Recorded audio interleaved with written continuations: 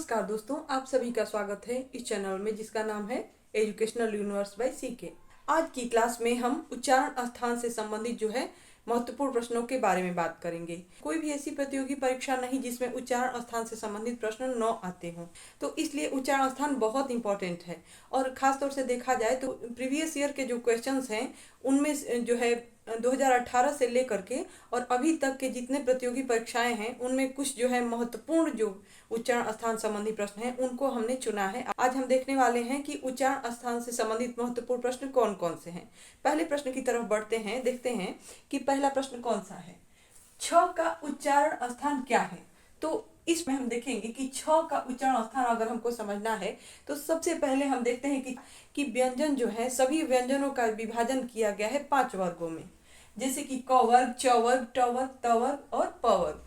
तो हम देखते हैं कि सबसे पहले उच्चारण स्थान संबंधी यदि प्रश्न आते हैं तो सबसे सरल तरीका यह है कि हमको देखना है कि वह किस वर्ग के अंतर्गत आता है। ठीक है, तो छ जो है यह किस वर्ग में आएगा? च वर्ग में। च के बाद छ आता है तो यह च वर्ग में आता है। ठीक है, तो हम देखते हैं कि यदि च वर्ग में आता है तो च का उच्चारण स्थान क्या है? च का उच्चारण स्थान है तालु। तो यदि च का उच्चारण स्थान तालु है तो च वर्ग में आने वाले सभी 5 अक्षर जो होते हैं यानी च, ठ, ज, झ, य और इसके अलावा छोटी ई और बड़ी ई, ये सभी का जो उच्चारण स्थान क्या होता है? तालु। तो इस तरह से देखा जाए तो छ का उच्चारण स्थान क्या हुआ? तालु। देखिए दूसरा प्रश्न है कि ध का उच्चारण स्थान क्या है। तो हम देखें कि ध किस वर्ग में आया? त, थ, द, ध।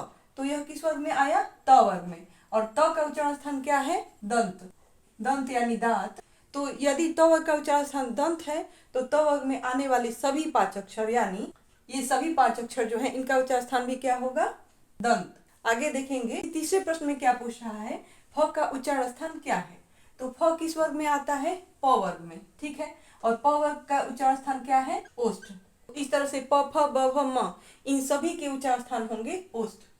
और इसके अलावा देखते हैं कि अगले प्रश्न में ट का उच्चारण स्थान क्या है, यह प्रश्न पूछा जा रहा है। तो इस प्रश्न में देखें कि ट का उच्चारण स्थान क्या है? मूर्धा।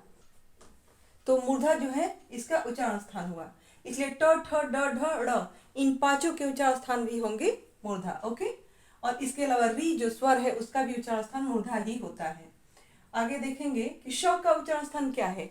इस प्रश्न में श को देखेंगे, ईचु यशानंद तालु एक सूत्र है छोटा सा, तो इसको इतना ही समझ लीजिए आप कि छोटी ई, बड़ी ई, च वर्ग में च, छ, ज, झ, य 5 आते हैं और इसके अलावा है बड़ा श और ये सभी जो है आते हैं, इनका उच्चारण स्थान क्या है? तालु।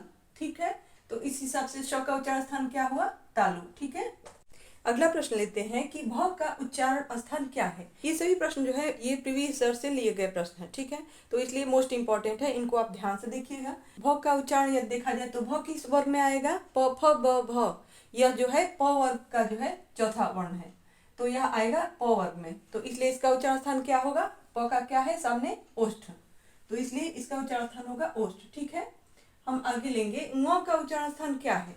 तो इसके आधार पे हम देखते हैं कि ङ किस वर्ग में आएगा? क, ख, ग, घ, ङ। तो यह आता है क वर्ग में, और क का उच्चारण स्थान क्या है? क वर्ग का कंठ, जिसमें क, ख, ग, घ, ङ और इसके अलावा स्वर में अ, आ। तो ये सभी जो है आते हैं कंठ के अंतर्गत। ठीक है, तो इनका सभी का उच्चारण स्थान होगा कंठ, इन सभी का। और आगे देखेंगे कि ड़ का उच्चारण स्थान क्या है। तो हम देखेंगे कि ड़ किस वर्ग में आ रहा है? यह आता है ट, ठ, ड, ढ, ड़। तो ट का उच्चारण स्थान क्या लिखा हमने? मूर्धा। तो इस तरह से सभी वर्ण जो आते हैं ट वर्ग में इनका उच्चारण स्थान क्या हो जाएगा? मूर्धा। ठीक है, और इसके अलावा जो है री जो आता है ये भी आता है इसी वर्ग में,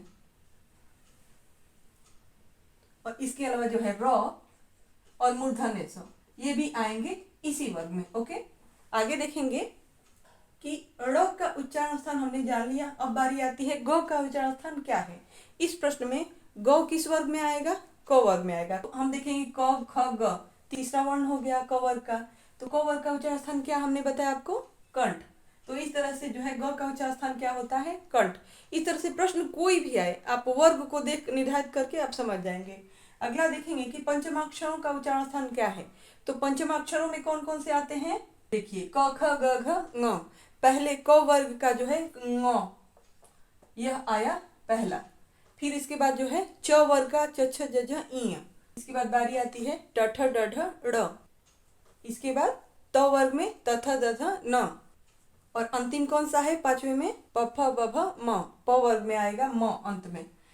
सभी वर्गों के अंत में आने वाले जो अक्षर होते हैं वही पंचमाक्षर में आते हैं और टोटल हो जाते हैं 5, ङ य ड़ न म।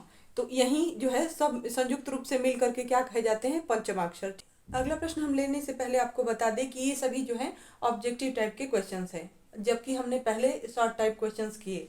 तो आगे देखते हैं कि अर्ध स्वरों में आने वाले वकार का उच्चारण स्थान है।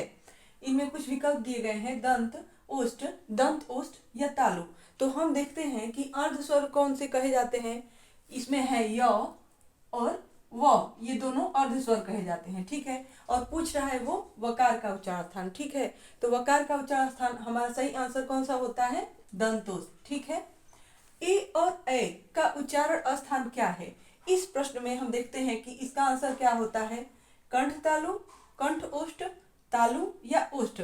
तो इन चार विकल्पों में ए और ए इन दोनों का उच्चारण स्थान पूछा है। तो हम आपको बता दें कि ए का जो उच्चारण स्थान होगा वही ए का भी होगा।